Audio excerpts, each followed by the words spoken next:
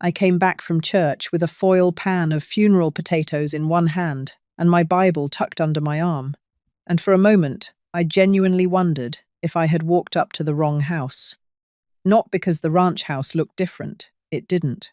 The white siding had faded the same soft cream color from years of Texas sun. The wide porch still stretched across the front, the way Robert liked it. The cedar post he cut himself still stood at the corner because, as he used to say, store-bought posts always looked embarrassed to be standing there. Out past the fencing, the windmill was making its slow, uneven clicking sound. One blade always caught a second late. Robert used to joke that it sounded like an old man clearing his throat. Everything looked familiar, except the front door. I slid my key into the lock, and it wouldn't turn. At first, I assumed my fingers were stiff from carrying too much. The foil pan was still warm against my palm. Then I wondered if I had somehow grabbed the wrong key from the ring, which would have been unusual because I had carried that same brass house key since 1998. I could probably find it in the dark. I tried again, slower this time. The key went in smoothly. It just didn't catch. I remember standing there for a second longer than necessary, staring at the lock. That was when I noticed the scrape marks around the metal plate. Fresh ones. Bright steel showing through the paint. At the time, I didn't give that detail a name. Later, I would realize it was the first sign something had already been decided without me. I knocked once. Not loudly. No answer. So I knocked again. That's when I heard footsteps inside the house. Not quick ones. Not surprised ones. Slow, measured steps, the kind that tell you someone already knows you're there and is deciding how much of themselves to reveal. The door opened about 4 inches. My son Wade stood there wearing one of Robert's old denim shirts. It hung on him in a way that didn't quite fit. He hadn't shaved. His eyes looked puffy, though not from crying. More like sleep and irritation. He kept one hand on the doorframe and didn't open it any wider. "Hey, Mom," he said. It was a small greeting, but it sounded like the kind you give a stranger who's arrived earlier than expected. My eyes moved from his face to the new deadbolt above the knob, then back again. "Why doesn't my key work?" I asked. He exhaled slowly, like I'd asked something inconvenient. "We changed the locks this morning." "We." That word landed before the rest of the sentence had time to settle. Behind him, I caught movement in the hallway. Brandy was walking from the kitchen carrying one of my serving bowls, the large yellow one with the chip beneath the handle. I noticed it immediately, because I'd baked cornbread in that bowl so many winters that seeing someone else carry it through the house felt strangely personal. I said quietly, "You changed the locks on my house." Wade shifted his weight. "It's not like that. That's something people tend to say right before explaining that it's exactly like that." Brandy stepped up behind his shoulder then, wearing that soft, careful expression she used when she wanted to sound reasonable. Her hair was curled neatly. I remember noticing that detail. We had buried Robert 11 days earlier, and she had clearly taken time with a curling iron. "Emily," she said gently, her voice calm in that practiced way. "Nobody wants this to feel upsetting. We just think that, with everything going on, it might be better if everyone had a little space until the family figures things out." I looked past them into my living room. Robert's chair was still beside the fireplace, but the Afghan my sister made him had been removed from the back. On the console table, the framed photo from our 25th anniversary had been moved, not taken down, just shifted a couple feet to the left, the way someone does when they've started rearranging a house before asking permission. That was the moment the room went quiet inside me. Some kinds of humiliation arrive loudly, in front of an audience. Others arrive politely, in soft voices on a porch you paid for. The second kind takes longer to understand. "Where am I supposed to go?" I asked. Wade answered too quickly. "The bunkhouse is ready." Ready, as if someone had been preparing for my relocation. Brandy nodded slightly. "It's temporary. From somewhere deeper inside the house, I heard her father's voice. Ron, low and confident, already comfortable. I couldn't hear the words, just the tone. That tone mattered more than the sentence. It was the sound of a man speaking from inside, a place he had no right settling into. Mom, Wade said quietly, lowering his voice. Just for now, don't make this harder than it has to be. Some people mistake silence for permission. I didn't say that out loud then. The thought only passed through my mind briefly, like something half-formed. I shifted the foil pan to my other hand. Move, I said. He blinked. What? I said move. For a moment I thought he might actually do it. Some reflex might kick in. The habit he had growing up of stepping aside when I walked through the door with groceries or laundry, or one of his childhood fevers in the middle of the night. But he stayed where he was.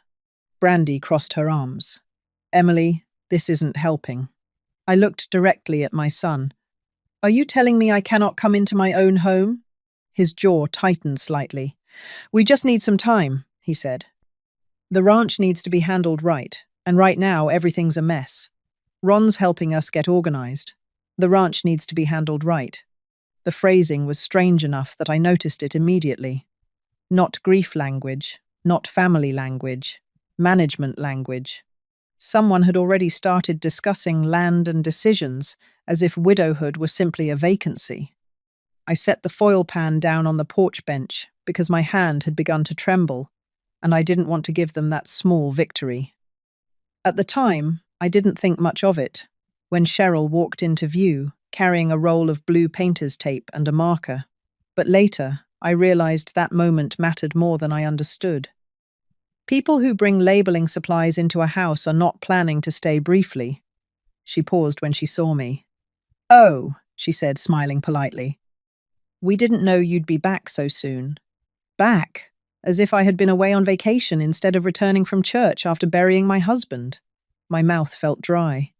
Wade, I said calmly, go get my handbag from the kitchen table and my medicine from the bathroom drawer. He didn't move. Brandy answered instead. We packed some essentials already. Packed.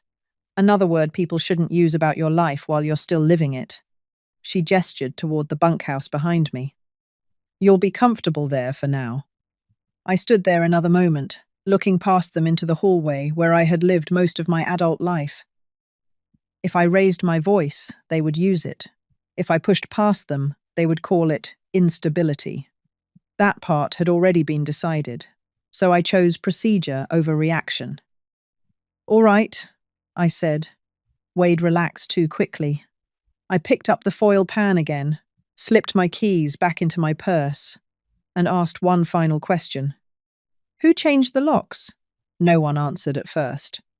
Then Ron called out from inside the house without bothering to appear. Licensed guy from Abilene. Did it proper. He sounded proud of that detail. I nodded once. Good to know. Then I walked down the porch steps with my Bible under one arm and crossed the yard toward the bunkhouse they had prepared for me. The afternoon was completely still.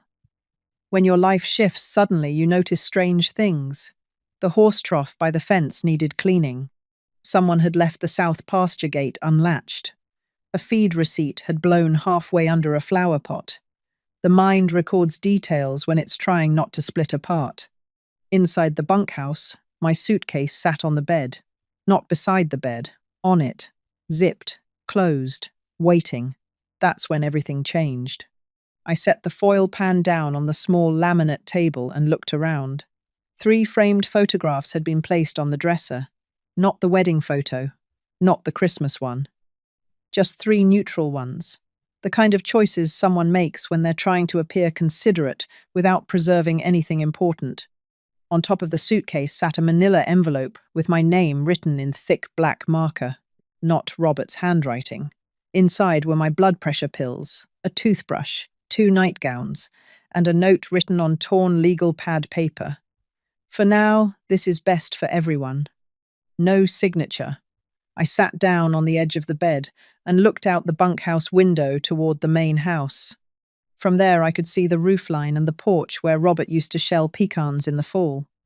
I didn't cry. Not then. I reached into my purse, pulled out my phone, and called the one person I trusted to understand the difference between family emotion and legal reality. My brother Tom answered on the second ring. I said one sentence. They changed the locks. He was quiet for half a beat. Then he asked, in that calm way of his that meant he was already thinking ahead, "Did they put that in writing anywhere?" And for the first time all day, the ground under me felt steady again. Tom didn't answer my question right away. That pause told me more than anything a quick answer would have. My brother had always been that way. When something serious happened, he stopped first, listened, measured the situation in silence before speaking. "You don't know?" he said finally. "No," I replied. I was still sitting on the bunkhouse bed, staring at the cardboard box Cheryl had carried in earlier. Robert's spare coffee mug rested on top of a folded sweater, placed there so deliberately that it almost felt like a display. I picked it up and turned it slowly in my hands while I waited for Tom to continue. "Robert asked me to witness the will update," Tom said at last. 3 years ago. 3 years. I tried to place the time. It would have been around the period when Robert first began having heart trouble. He never admitted it openly, but I remember the way he would sit a little longer before standing up from the porch chair. "He told you?" I asked. "Only part of it," Tom said. "Enough that I'd understand if something ever looked off." The word hung there for a moment. "What part?" I asked. "The authority clause." The phrase sounded oddly formal for a conversation between siblings standing in a ranch bunkhouse. "What authority clause?" I asked. Tom shifted something on his desk. I could hear paper moving through the phone line. "Emily," he said carefully, "your husband built safeguards into that will. Most people only think about inheritance." Robert thought about control. The sentence cooled the room.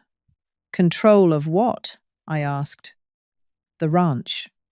Outside the bunkhouse window, the wind pushed against the siding again. The metal panel rattled softly. Through the glass, I could see the porch light at the main house flick on as the afternoon dimmed toward evening. "What kind of safeguard?" I asked. Tom paused before answering. "The property doesn't pass automatically to Wade." I blinked. "Well, of course not," I said. "It's mine." "Yes," Tom replied calmly. But Robert also added a conditional inheritance clause for Wade. I leaned forward slightly, resting my elbows on my knees. "Conditional how?" Tom spoke slowly now, the way he always did when he wanted every word to land properly. "If Wade ever attempts to take possession of the ranch through coercion, intimidation, or manipulation toward you, he forfeits his inheritance entirely." The sentence settled into the quiet room. I didn't respond immediately. Not because I didn't understand it, but because a memory had suddenly surfaced. Robert, sitting at the kitchen table late one evening, papers spread in front of him. The yellow desk lamp casting that warm circle of light he always liked. At the time, I assumed he was just organizing ranch documents. Now that memory felt different. "So if Wade," I started, then stopped. Tom finished the thought for me. "If Wade tries to push you out or take control improperly, the ranch bypasses him entirely." "And goes where?" I asked. "Your trust decides," Tom said. Robert built a secondary distribution structure. That phrase sounded complicated enough that I pressed my fingers lightly against my forehead. "At the time," Tom continued, "Robert said something I remember very clearly." "What?" Tom paused again. He said, "Emily will always give Wade the benefit of the doubt, so the law has to give her backup." For a moment, I couldn't speak. Outside the bunkhouse window, the porch light at the main house glowed brighter as the sky darkened. Wade was standing outside now, talking with Ron. Cheryl had come out carrying a clipboard. They were measuring something. The barn walkway, perhaps, or the porch steps. People planning ownership always start with measurements. That's when the room went quiet. I said softly. Tom didn't ask what I meant. He understood. Tomorrow morning, he said calmly, we go to the county office and read the will in full. What happens if the clause applies? I asked. Tom's voice shifted into that purely procedural tone he used when dealing with legal matters. Then the ranch remains fully under your authority. Wade cannot legally assume control. And if he tries anyway? Then we document it. I looked out the window again. Ron was pointing toward the barn now, explaining something to Wade with wide, confident gestures. Cheryl was writing notes on the clipboard. None of them looked toward the bunkhouse. That detail mattered more than anything else. They think this is temporary, I said. What is? Tom asked. My staying back here? Tom didn't answer. He didn't need to, because just then another memory surfaced. Late summer, 2 years before Robert died. We were standing near the horse trough after sunset. The sky had turned that soft purple color Texas evenings sometimes get. Cicadas buzzed loudly in the trees, forcing us to pause between sentences. Robert had been checking the gate latch when Wade drove up in his truck with Brandy beside him. They didn't get out right away. Robert watched them for a moment. Then he said something quietly. Sometimes people confuse inheritance with permission. I remember asking him what he meant. He had shrugged and said, just something I've been noticing. At the time, I thought he meant Wade's impatience about expanding the cattle operation. Now the memory landed differently. Back in the bunkhouse, Tom spoke again. Emily, listen carefully.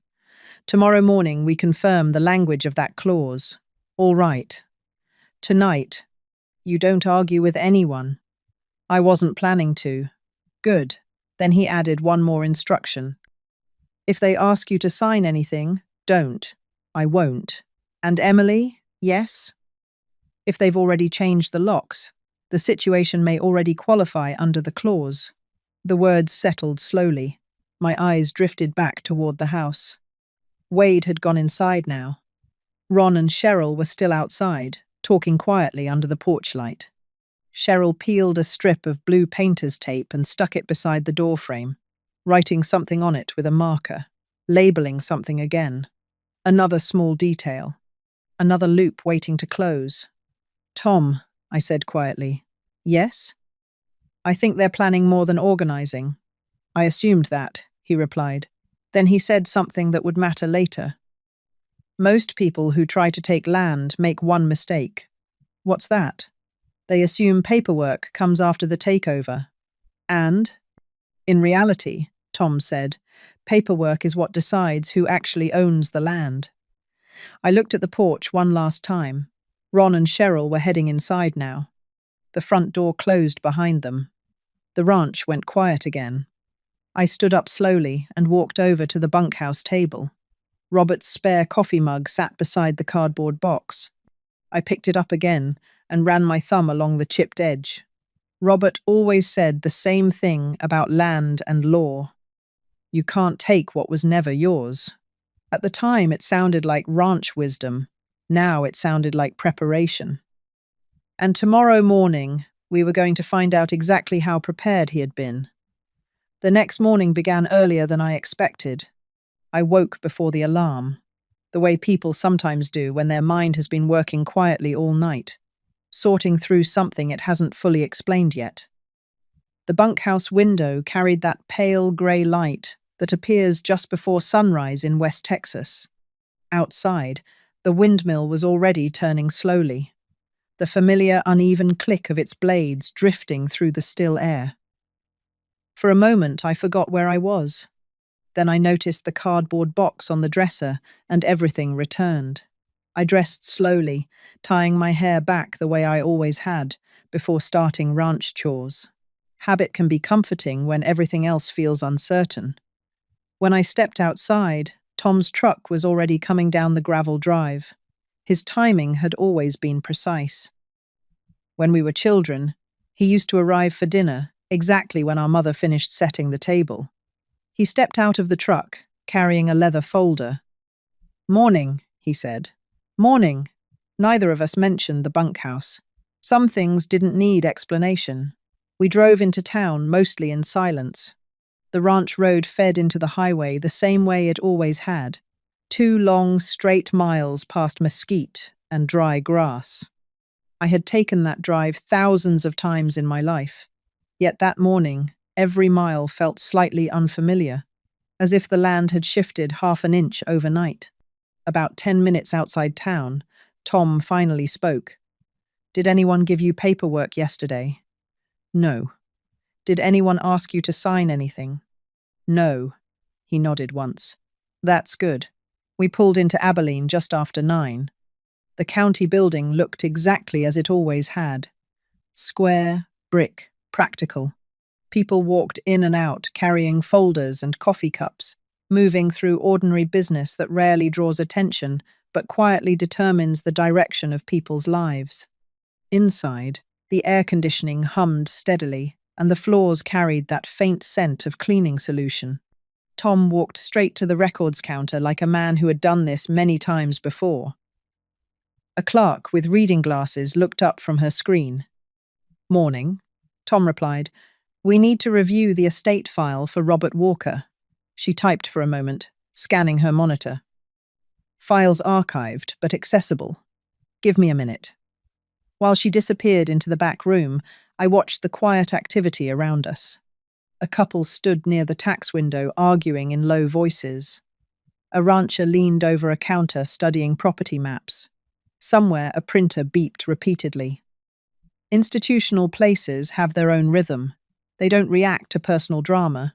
They simply record outcomes. The clerk returned, carrying a thick file, and placed it on the counter. "There you go."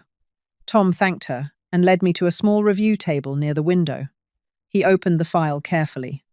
The first pages were familiar documents: death certificate copies, probate notes, trust paperwork. Then he reached a section marked Final Will and Testament. "That's the one," he said. I felt a strange calm settle over me as he slid the document across the table. Robert's name appeared at the top in neat legal lettering. Tom read quietly for a moment, scanning paragraphs with the efficiency of someone trained to notice important details. Then his finger stopped halfway down page 3. "There it is." He turned the paper toward me. I leaned closer. The language was formal but clear enough to follow. "Any attempt by my son, Wade Walker, or any representative acting on his behalf, to assume control, occupancy, or management of the Walker Ranch through intimidation, coercion, or manipulation toward my wife, Emily Walker, shall immediately void his inheritance rights." I read the sentence once, then again, and then a third time. That's when the lawyer looked up and paused, Tom said quietly, tapping the page. He continued reading. "In such event, all property interest shall remain solely with my wife, and shall transfer according to the secondary trust structure outlined herein."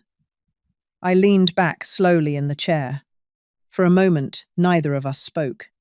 Across the room, someone laughed near the tax counter. The sound felt strangely distant. Tom folded his hands. "Well," he said. "That's clear." I nodded slowly. "Yes." He pulled another document from the folder. "This part matters too." It was the trust attachment Robert had mentioned. Inside was a simple structure. If Wade forfeited inheritance through the clause, the ranch would remain under my authority permanently unless I chose otherwise. No automatic transfer. No forced succession. No loophole. Just authority. I stared at the page for a long time. Finally, I said something I hadn't allowed myself to think yet. Robert saw this coming. Tom didn't argue. He simply nodded once. Looks like he did. At that moment, the clerk walked past our table carrying another stack of files. Tom raised his hand slightly. "Excuse me." She stopped. "Yes?" Tom asked a simple procedural question. "If someone tried to file property authority changes for this ranch, where would that show up?" She didn't hesitate. "County clerk filings," she said. "Title transfers, management authorizations, power of attorney filings, anything like that." Tom nodded. Would you mind checking if anything was submitted yesterday? The clerk turned back toward the computer. A minute passed, then another. Finally, she shook her head. Nothing filed. Tom looked at me. That's important, he said quietly. Why? I asked. Because it means they haven't formalized anything yet. He closed the will folder gently. Right now, all they've done is change locks. The sentence sounded almost casual, but its meaning carried weight. Changing locks might control a door. It didn't change the law. We sat there another minute while Tom organized the papers back into the folder. Before standing up, he said something calmly that stayed with me. Authority doesn't come from saying something first. I looked at the will again. Where does it come from? Tom nodded toward the document. From what's already written. That sentence settled somewhere deep inside me. Because at that moment, across town on my ranch, Wade and his in-laws were probably walking through rooms, making plans, talking about land, talking about improvements, talking about what would happen next. And none of them knew the most important rule had already been written years earlier. We thanked the clerk and stepped back outside into the Texas sunlight. As we walked toward the truck, Tom said something else. We're not done yet. What do you mean? We've confirmed the rule. He opened the truck door. Now we wait to see how they break it. And that was the moment the situation truly began to escalate. When Tom said we would wait to see how they broke the rule, I understood what he meant. Procedure only works if someone reveals their intentions. We drove back to the ranch just after noon. The sun had burned the morning haze away, leaving the pasture wide and bright. The windmill had picked up enough breeze to spin steadily now instead of clicking unevenly. Tom parked beside the bunkhouse. Neither of us went straight to the house. Instead, we sat there for a moment, watching. From where we were parked, the front porch was clearly visible. Ron's truck was still in the driveway. Cheryl's sedan sat behind it. The front door stood open, and now and then voices drifted out, though we couldn't make out what they were saying. That's our social lane, Tom said quietly. My what? I asked. Your witnesses, he clarified. He nodded toward the north fence line. 2 of our neighbors were repairing a section of barbed wire along the property boundary. They paused occasionally, glancing toward the house. News travels quickly in small Texas counties. I stepped out of the truck. The ranch air smelled the same as it always had. Dry grass, dust, and the faint metallic scent of farm equipment. It felt strange that something so steady could exist while the people inside the house were quietly trying to rearrange my life. Tom followed me toward the bunkhouse. Let's keep things calm, he said. For now we observe. Inside the bunkhouse, we sat at the small laminate table. Tom opened his folder again. Next lane is financial, he said. What does that mean? It means if they believe they're taking control of the ranch, eventually they'll try to touch something that requires documentation. Like what? Bank accounts, equipment titles, property insurance. He tapped the folder lightly. And when they do, that's where the rule bites. At the time, I didn't realize how quickly that would happen. Around 2 o'clock that afternoon, Wade walked across the yard again. This time, Ron came with him. I noticed immediately that Ron was carrying a thin stack of papers in his hand. There are certain moments when the temperature inside a situation shifts. That was one of them. They stepped into the bunkhouse without knocking. Ron spoke first. Afternoon, Emily. His voice carried the same smooth confidence I had heard the day before. Afternoon, I replied. Wade stayed near the door. Ron laid the papers on the table between us. We're just trying to get things organized, he said. There are a few management forms we'd like you to sign. Tom didn't speak yet. He simply leaned back in his chair and looked at the papers. I glanced down. The top page read, Property Management Authorization. My name appeared at the top. Wade's name appeared beneath it.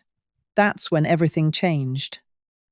Because this was the moment the situation moved from family disagreement into documented intent. What exactly does this do? I asked. Ron smiled politely. It allows Wade to handle ranch operations more efficiently. Tom finally spoke. Efficient for who? Ron turned toward him, noticing him more carefully now. And you are? Her brother. Ron nodded slowly. Well, we're simply helping the family move forward. Tom reached forward and picked up the first page. He read it quietly. Then he flipped to the second page. Then the third. His expression never changed. Finally, he set the pages back on the table. No, he said calmly. Ron frowned. Excuse me? She's not signing that. Wade stepped forward. Tom, this isn't your decision. Tom looked at him evenly. No, he agreed. It's Emily's.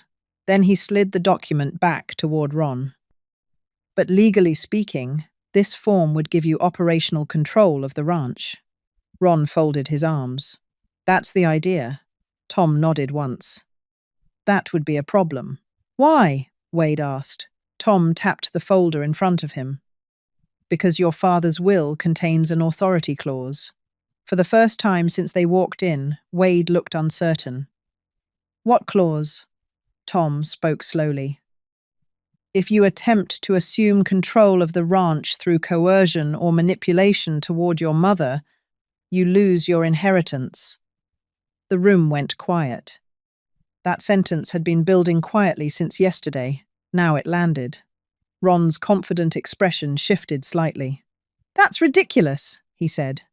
Tom slid a photocopy of the will across the table. You're welcome to read it. Ron did. His eyes moved across the paragraph once. Then again. He didn't speak for several seconds. Wade leaned over his shoulder, trying to read the same page. What does that mean? Wade asked. Tom answered calmly. It means if you push your mother out or try to take the ranch without her consent, the property will never transfer to you. Ron set the page down slowly. That clause would never hold up. Tom shrugged slightly. It already has. He tapped the courthouse seal on the document. Filed 3 years ago. That's when the room went quiet again. Not stunned silence. A colder one. Wade looked at me. Mom, you knew about this? No, I said honestly. Then why are you letting him threaten us with it? Tom answered before I could. This isn't a threat. He leaned forward slightly. It's a rule. Ron's voice hardened. Robert never mentioned anything like that. Tom smiled faintly. That was the point. For a moment, nobody moved. Then Wade pushed the papers back toward Ron. We'll deal with this later, he muttered. Ron gathered the documents slowly. As they turned toward the door, Tom added one more sentence. You should be careful. Ron stopped. Why? Tom spoke calmly. Because the clause activates when control is attempted. He gestured toward the papers Ron was holding. And those documents are evidence. That line landed harder than anything else said that afternoon. Ron and Wade left the bunkhouse without another word. Through the window, I watched them cross the yard toward the house. Ron was talking quickly now. Wade looked less certain. The social lane had shifted. Neighbors were still working along the fence line. One of them glanced toward the bunkhouse. The story was spreading. Tom leaned back in his chair again. Well, he said quietly. That escalated faster than expected. I exhaled slowly. What happens now? Tom closed the folder. Now we watch the financial lane. And if they keep pushing, he looked toward the main house. Then the clause triggers. Outside, the wind picked up, and the windmill began turning faster. For the first time since the locks had been changed, the ranch didn't feel like something slipping away. It felt like something preparing to defend itself. The next morning began quietly. Not the peaceful quiet that follows rain. The procedural kind. The kind that settles over a place when everyone involved understands the next move will happen somewhere outside the family. Tom had stayed the night in the bunkhouse. Around 7, he stepped outside with a mug of coffee and his phone pressed to his ear. I could hear his voice through the screen door, low, calm, and clipped in that particular way he used when speaking with professionals instead of relatives. Words drifted inside. Compliance review. Account authority. Yes, the ranch operating account. That was the financial lane beginning to move. I sat at the small bunkhouse table, watching the sun rise slowly over the pasture while my coffee cooled in my hands. The ranch looked exactly as it always had. Cattle moving lazily in the south field, the barn door standing open, dust lifting in soft clouds where a truck had passed earlier. Normal appearances can hide a great deal of structural pressure. Tom stepped back inside about 10 minutes later. They already tried it, he said. Tried what? I asked. The bank. That sentence cooled the room instantly. He sat down across from me and opened his leather folder again. Wade went to First Plains Bank this morning. How do you know that? Because the branch manager called me. I blinked. Why would the bank call you? Because Robert listed me as the legal contact for the estate when the will was filed. Another small detail Robert had quietly put into place. What did Wade try to do? I asked. Tom slid a printed email across the table. Authorize himself as the operational controller for the ranch account. The message was brief and direct. Request for Account Management Authority Wade Walker. Did they approve it? I asked. Tom shook his head. No. Why not? He tapped the bottom of the page. Because the account is still under Robert's estate structure and your name. I exhaled slowly. So the bank refused him? Yes. And? Tom leaned back slightly. And compliance flagged it. That word carried weight. Compliance doesn't belong to family disagreements. It belongs to institutions. What does that mean? I asked. It means the bank logged the request and asked for verification. He folded his hands. Which means we now have documentation that Wade attempted to assume financial control. Outside, a truck door slammed near the house. I looked through the bunkhouse window and saw Wade pacing beside the barn. He moved with the restless energy of someone who had just received news he didn't expect. That's the human reaction, Tom said quietly. I realized he had been watching the same thing. What do you think the bank told him? I asked. Probably something simple. What? Tom gave a small shrug. Something like, the paperwork already has Emily's name on it. That line carried a quiet finality. A few minutes later, my phone buzzed. The caller ID showed Wade. I let it ring once before answering. Hello? His voice came through tense. Mum, did you talk to the bank? No.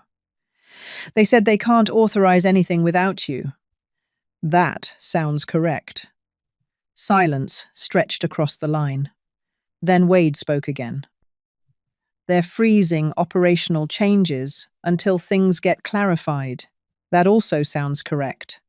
His breathing came through the phone more heavily now. Why are you making this difficult? That question revealed the mistake he was still making. I answered calmly. I'm not doing anything. He hung up. Across the yard, I could see him pacing again near the barn. The financial lane had shifted the temperature. Tom stood and walked over to the window. Next step will probably be insurance, he said.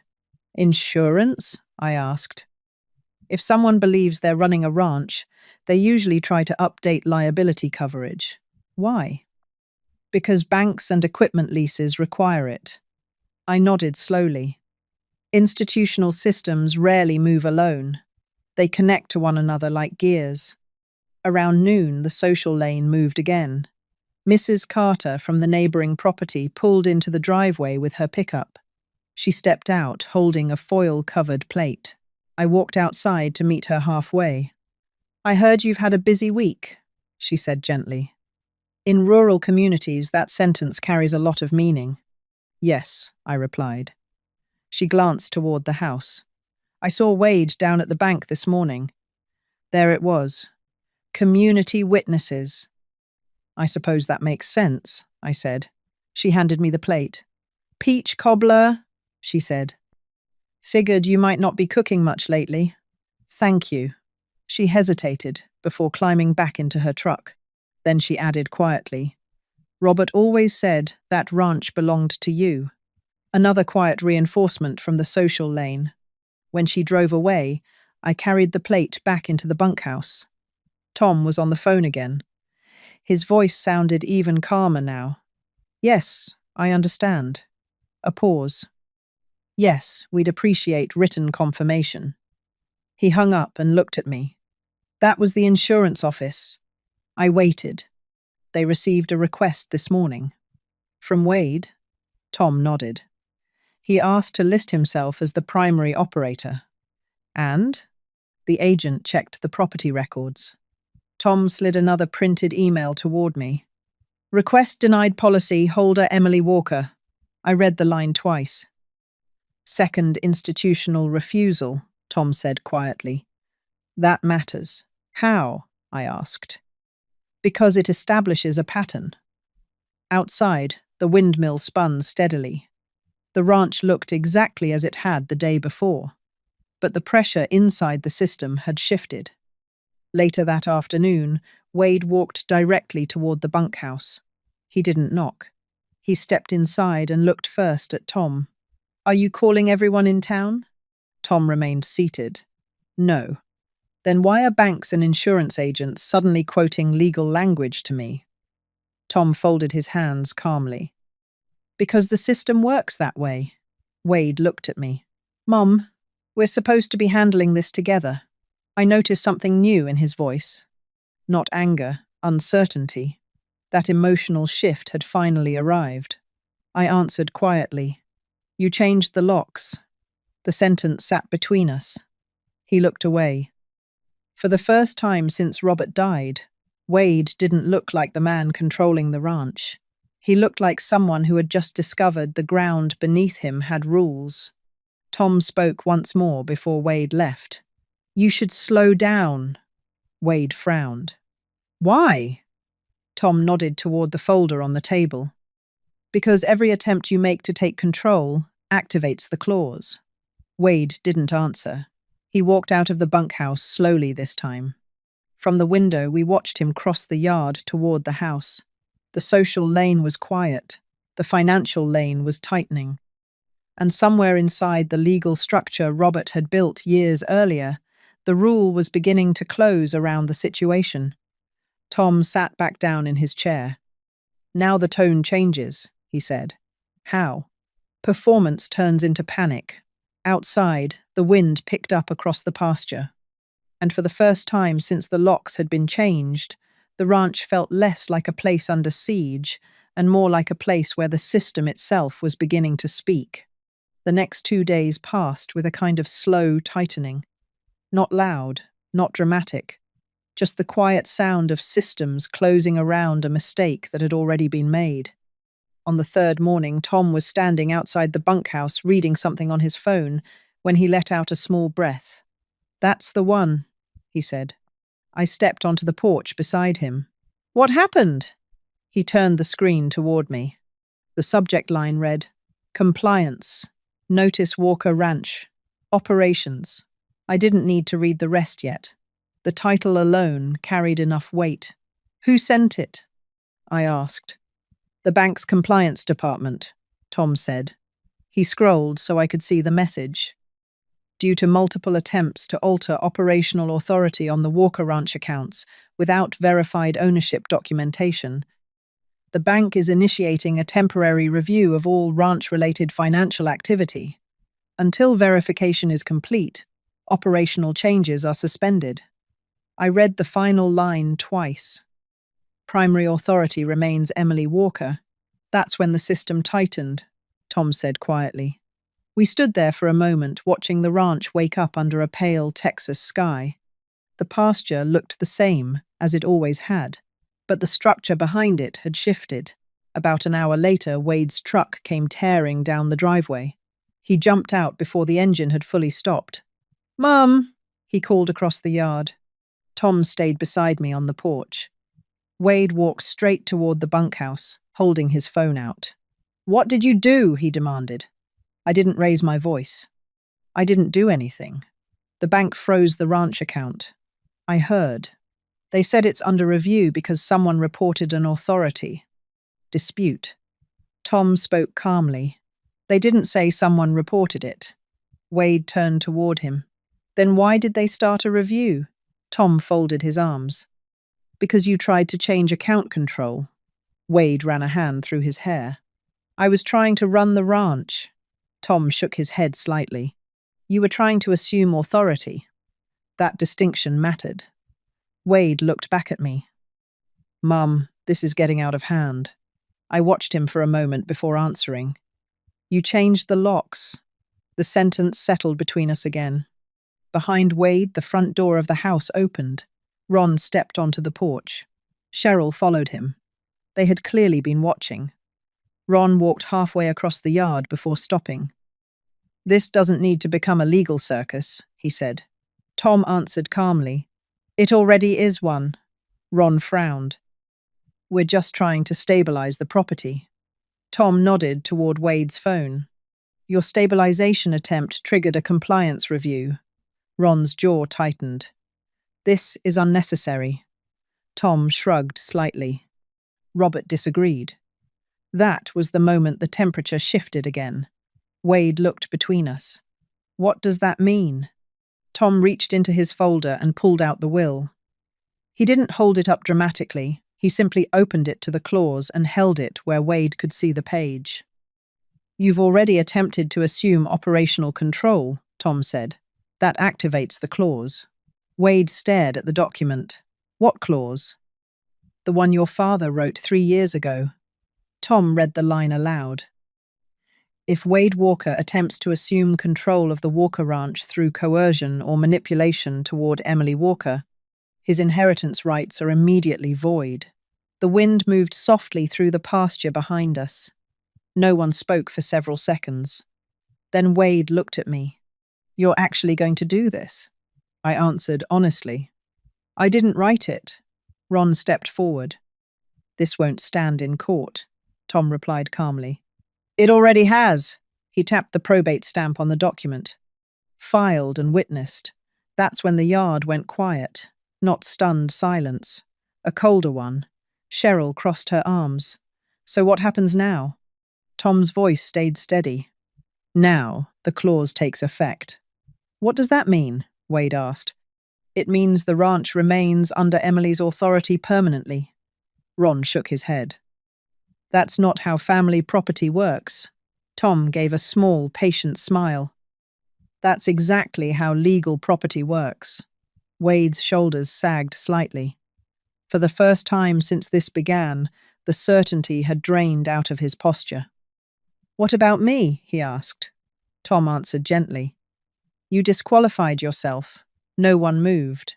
The windmill turned slowly behind the barn.